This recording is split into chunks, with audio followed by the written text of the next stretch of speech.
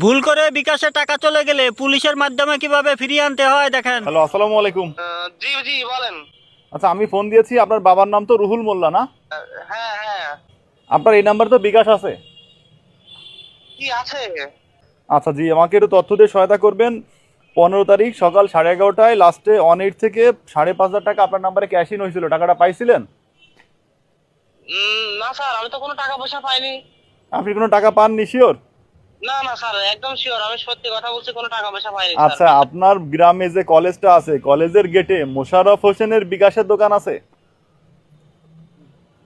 হ্যাঁ আছে স্যার। জি, উনি আপনার পরিচিত লোক। ওই দোকান থেকে ওই একই তারিখ দুপুর 12:45 সময়, অর্থাৎ 1 ঘন্টা 15 মিনিট পর আপনি পুরো টাকা ক্যাশ আউট করে ফেলছেন, অথচ আপনি বলছেন টাকা পাননি। কেন ভাই?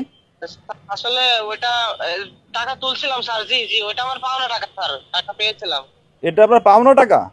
জি স্যার, এটা আমার পাওনা টাকা, ওনার কাছে টাকা পাতাম আমি।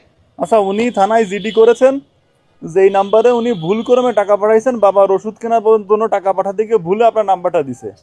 আচ্ছা, যদি পাওনা টাকা হয় তাহলে সে মিথ্যা তথ্য দেওয়ার জন্য আমরা তার বিরুদ্ধে ব্যবস্থা নিব। তাহলে আমাকে আরেকটু তথ্য দিবেন।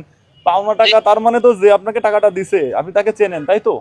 হ্যাঁ স্যার, আমি চিনি তাকে, আমার বন্ধু ভাই। আচ্ছা, আপনার বন্ধু হয়, আপনি তাকে চেনেন, তাহলে তো খুব ভালো হলো।